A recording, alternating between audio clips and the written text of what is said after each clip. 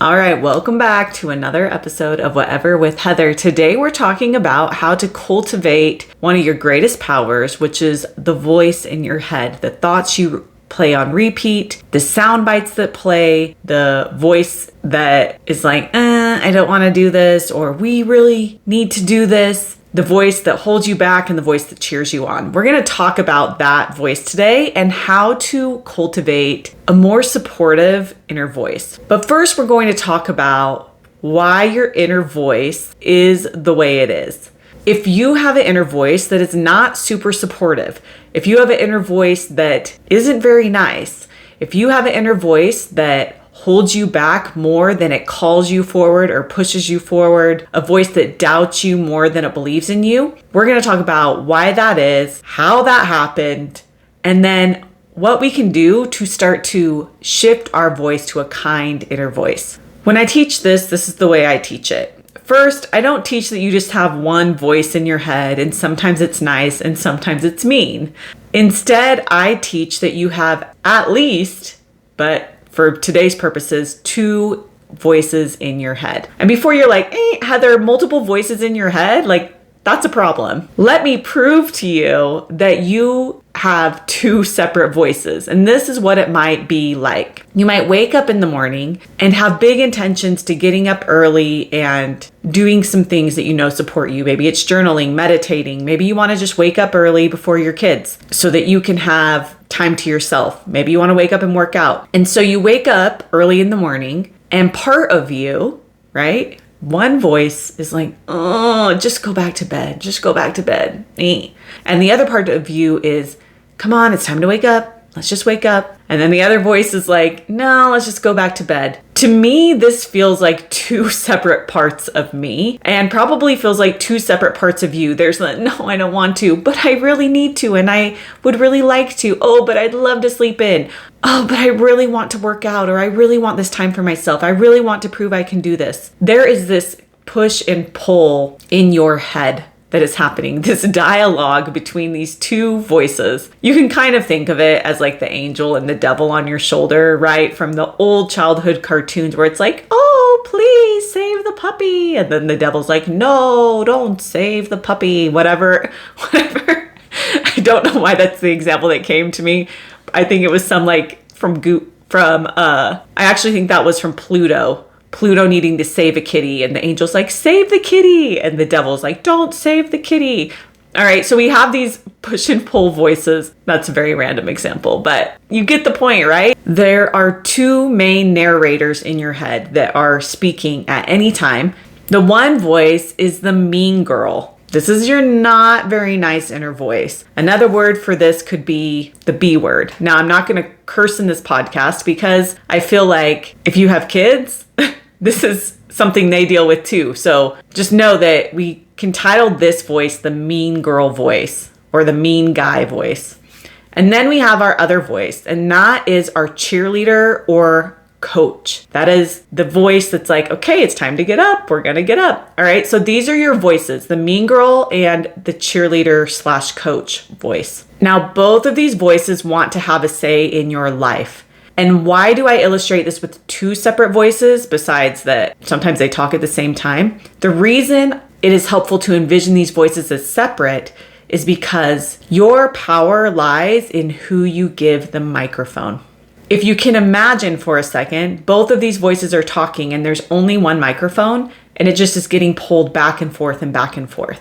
Which voice in your life do you allow to have the microphone? Or which voice in your life is currently taking up the most talking time? Who has the microphone the most? The mean girl or your cheerleader, your coach? Which voice are you giving the microphone? Which voice is taking the microphone? Which voice is speaking the most and the loudest? Let's talk about the mean girl voice. This voice tells you how you're failing. This is the voice of other people that plays in your head. You may hear the mean girl voice as sound bites that you picked up from peers, friends, family members, leaders, teachers throughout your life of who you are, who you aren't, what you can do, what you can't do, what you should do, what you shouldn't do. These sound bites that you have taken on as true. The mean girl voice may be the voice of other people, and oftentimes it is. The mean girl voice are the shoulds of life. You should do this. You should do that. The mean girl voice sounds like shame on you, or is very guilt heavy, blame heavy, shame heavy. Shame, blame, and guilt come from the mean girl voice having the microphone. The mean girl voice tells you that failing means you are a failure.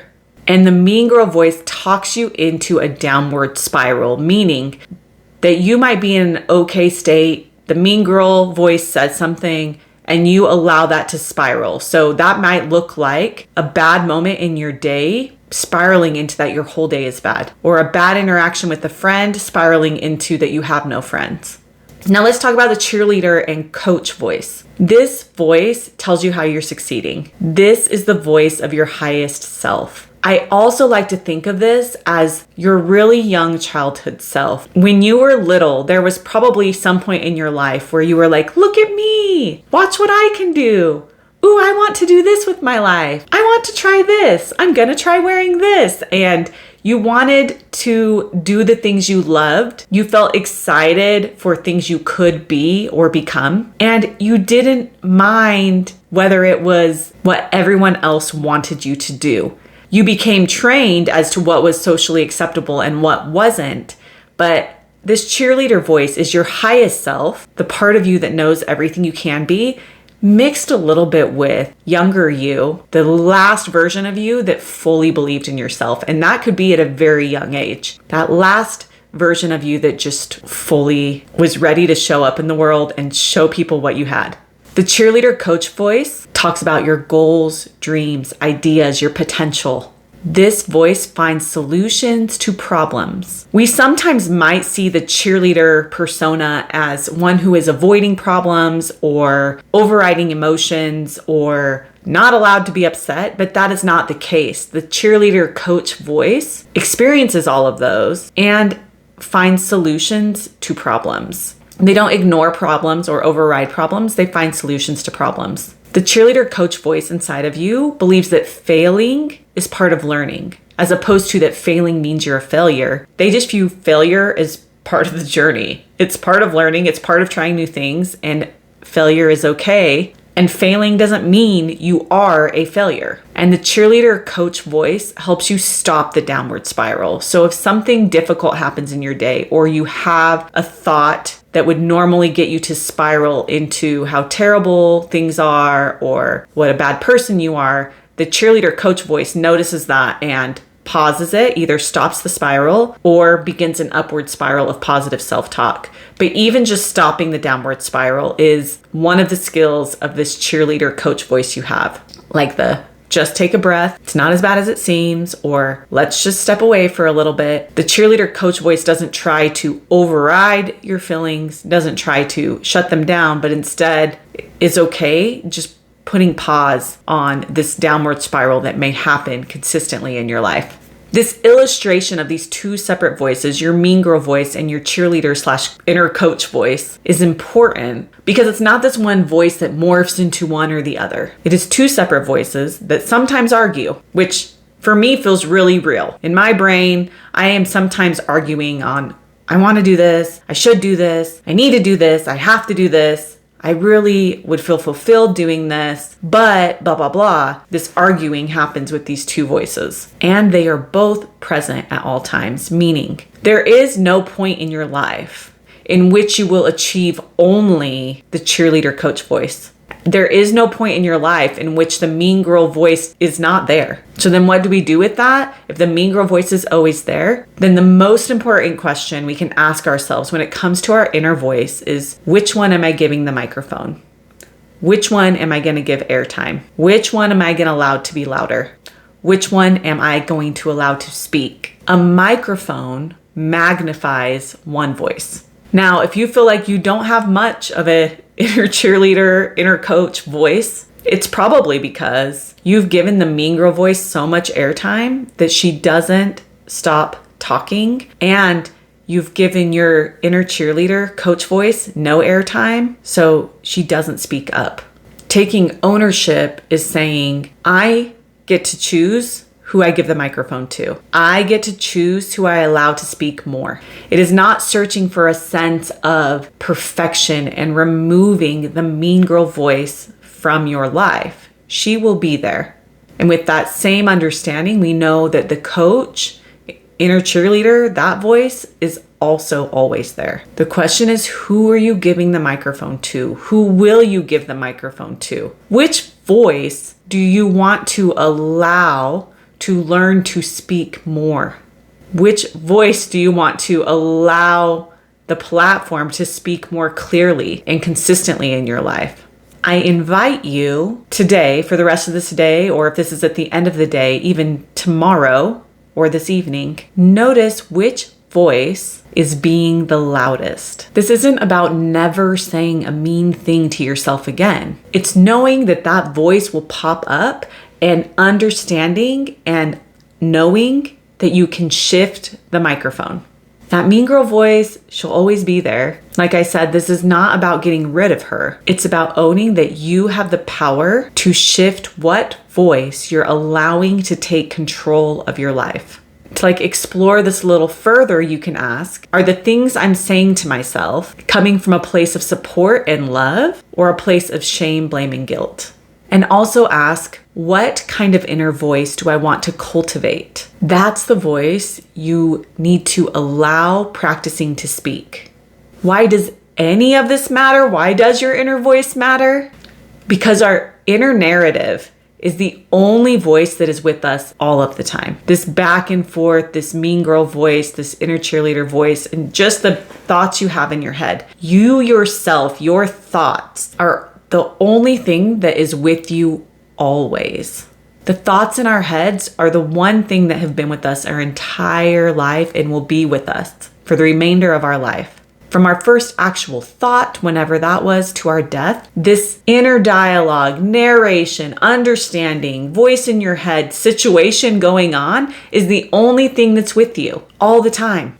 It shapes a lot of how we feel, what we do, and how we navigate life. Our inner voice, therefore, becomes our biggest ally or our biggest enemy. It's like you get to pick one person to be on your team always because your inner voice is with you always.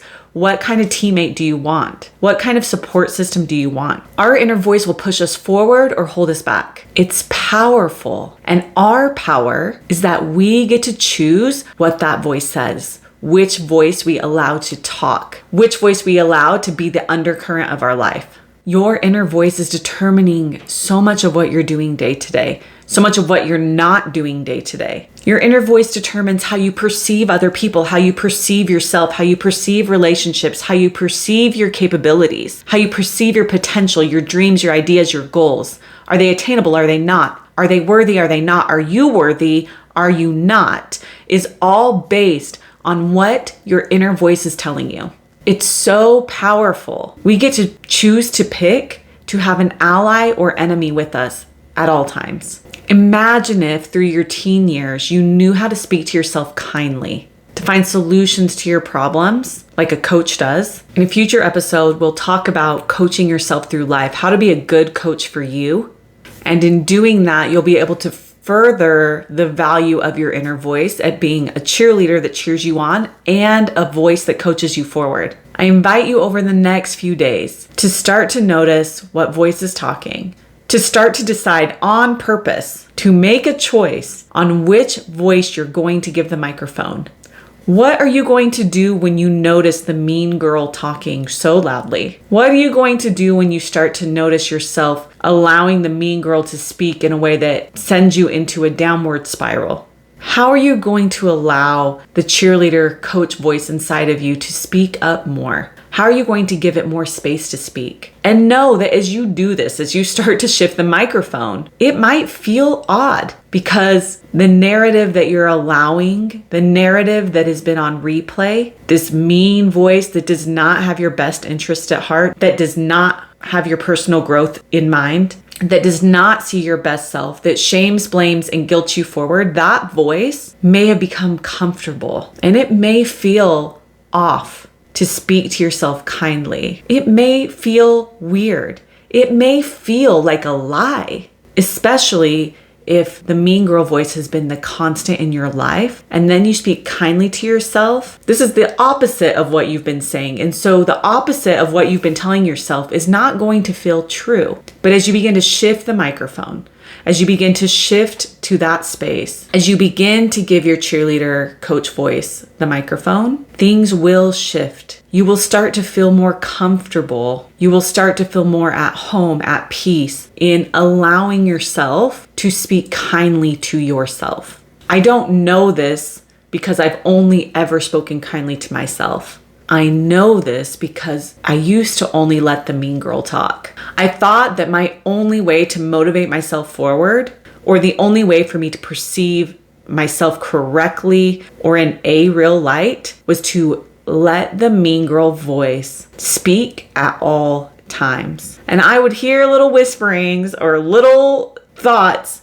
from this kind inner voice, and that felt wrong. It felt like, no, that's not how I speak to myself. No, that's not how I move myself forward. But I'm here to tell you, as someone who really only had the mean girl voice speaking and has worked for years to shift to a kind inner voice, that as you build and cultivate this kinder inner voice, this cheerleader, this coach, you will know what an enemy you have built for yourself by allowing the mean girl voice so much control over your life. You will begin to understand you could have had an ally for yourself by allowing your kind cheerleader, coach, inner voice to speak. You'll realize you could have had an ally. And then you'll realize that you've built an ally in yourself, in the way you know how to coach and cheer yourself forward and grow from that place versus from the mean girl voice.